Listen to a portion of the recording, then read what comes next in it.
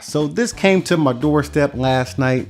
Ladies and gentlemen, I introduce to you the VANKYO Leisure 510 Full HD Projector. I'm excited about this thing because I've already used it and it is marvelous. Let's dig into this thing. First of all, you get this nice little carrying case right here. Let me open it up. All right, oh, is that a pocket? Oh, wow, I didn't even notice. You get a, this is all the instructions and stuff right here. It just comes in this little pocket. Man, that's a thick manual, probably different languages. And then once you've unzipped it all the way, let me just take this out. I'm gonna put the projector off to the side because we need to talk about what it comes with. I'm really excited about what it comes with because it comes with everything. Everything you need except batteries for the remote. These take two, I've already got them in here. I think it's two AAAs. Yeah, two AAA batteries. You get an HDMI cable, nice look. And then you get the power plug, which I've already unwrapped. Then you get this adapter right here. You got your plug in, then you got your AV cables right there. And I think that's it. And honestly, I don't think you need much more. So let's put this back to the side. And I will say this is a nice carrying bag. So if you need to take it somewhere with you, you can definitely be assured that it's gonna be protected while you're traveling. Now, since we got the remote right here, let's just go over it real quick. We've got power, back, pause and play, then you got forward, you got your multi-function buttons right here, your directional pad, then you got a back, a menu, and I'm not sure what that is. We'll have to figure out what that is. And then we got a plus and minus. But other than that, the remote's not too special. Then of course you got your power plug and your HDMI right there. Now I will say during my testing, I will say that the power plug is not as long as I would like it to be. If you're gonna be sitting this on a tabletop or something, you're definitely gonna need an extension cord. I would say, this isn't even 5 feet. This is about 4 feet maybe. So yeah, I'm just really not happy with the length of this cord right here. Definitely might wanna get a long one. Now that that's out of the way, let's get the star of the show in here. Well, I'm gonna go ahead and take this lens cap off. Man, that is a gigantic lens it's got there, but let's just put the lens cap right there. Look at this beast of a machine. All right, you got your focus wheel right here. And man, yeah, you're not gonna be hitting that on accident. It's got a nice grab to it. That way you don't hit it on accident. And then you got your keystone right there. That way you can line that shot up perfectly.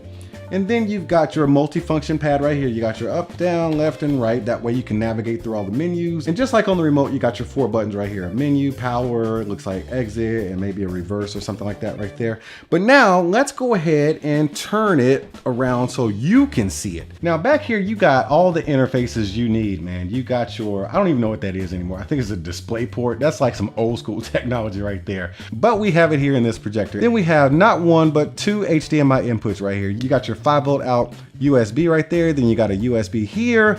And to match up with that adapter I showed you earlier, you got your AV input there. You got a headphone jack here. Then you can put in a standard SD card right there.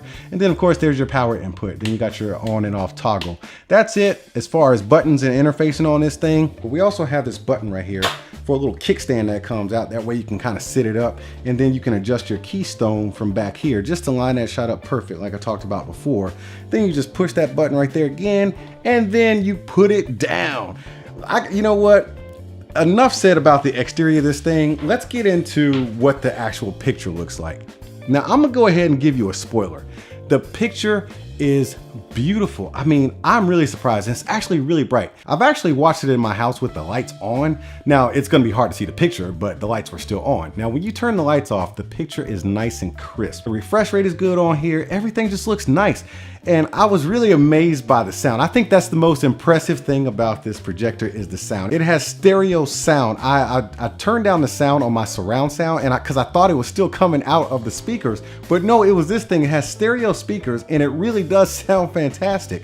So there's really honestly no need. If you got like a quick movie night for the kids or something, or you want to put this up somewhere, maybe at an office or just do some type of presentation, you do not have to worry about hooking up exterior speakers to this thing because the sound that comes out of here is spectacular for a projector. Now it's not movie theater sound, but I mean it's really great for a projector. Now let's go ahead and get this thing hooked up so we can see that picture.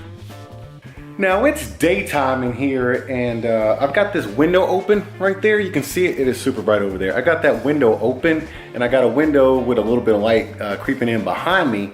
But I gotta tell you, man, the picture on this thing is super crispy. I cannot believe this is coming out of a budget style projector. If you can see up there, that's my normal projector. That is an Epson Powerlight 52,000, or I don't know what it is, but it's an Epson projector.